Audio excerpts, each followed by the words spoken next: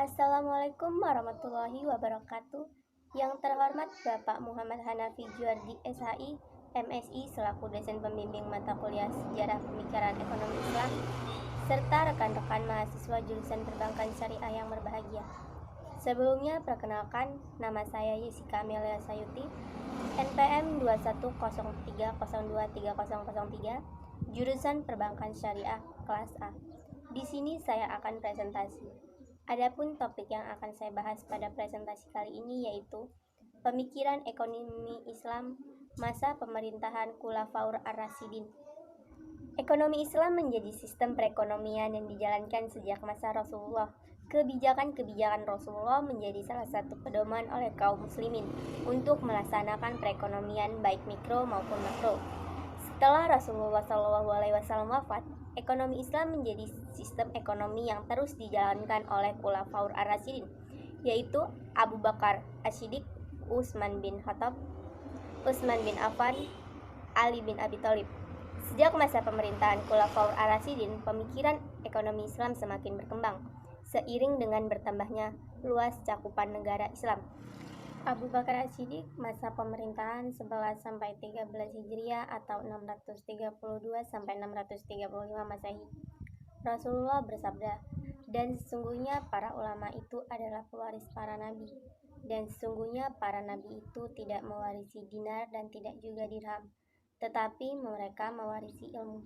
Maka barang siapa yang mengambil ilmu yang menjadi waris para nabi, dia telah mengambil bagian yang sangat mewah." Abu Bakar As-Siddiq merupakan pemimpin agama sekaligus kepala negara kaum muslimin. Masa pemerintahannya hanya berlangsung selama 2 tahun. Pemikiran ekonomi yang penting dari peristiwa perang melawan kemurtadan ini adalah Abu Bakar telah mampu membuat prinsip penting dalam perpajakan Islam, yakni menegakkan zakat sebagai sumber pendapatan negara. Pendistribusian harta Baitul Mal. Prinsip yang diterapkan Abu Bakar adalah pemerataan, yakni memberikan jumlah yang sama kepada semua sahabat Rasulullah SAW dan tidak membeda-bedakan. Selama masa pemerintahan Abu Bakar As-Siddiq, harta Baitul Mal tidak pernah menumpuk dalam jangka waktu yang lama, karena harta Baitul Mal langsung didistribusikan kepada seluruh kaum muslimin. Bahkan ketika Abu Bakar As-Siddiq wafat, Umar bin Khattab masa pemerintahan 13 sampai 23 Hijriah atau 634 sampai 644 Masehi. Masa kepemimpinan Umar bin Khattab berlangsung selama 10 tahun.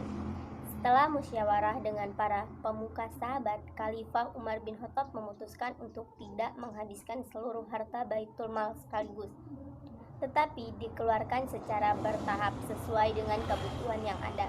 Bahkan disediakan dana cadangan. Baitul Mal tidak langsung berfungsi sebagai pelaksana kebijakan fiskal negara Islam, dan Khalifah merupakan pihak yang berkuasa penuh terhadap harta Baitul Mal. Prinsip yang diterapkan Khalifah Umar bin Khattab dalam mendistribusikan harta Baitul Mal adalah prinsip keutamaan. Namun, ia menyadari bahwa cara tersebut keliru karena berdampak negatif terhadap sastra sosial dan kehidupan masyarakat. Utsman bin Affan masa pemerintahan 23 sampai 35 Hijriah atau 644 sampai 656 Masehi. Dalam menentukan calon penggantinya, Umar bin Khattab membentuk sebuah tim yang terdiri dari 6 sahabat. Mereka melakukan musyawarah dan berhasil menunjuk Utsman bin Affan sebagai khalifah Islam ketiga. Selama kepemimpinannya, ia tidak melakukan inovasi dalam bidang ekonomi. Kebijakan perekonomian yang diterapkan hanya meneruskan dari kebijakan khalifah pendahulunya.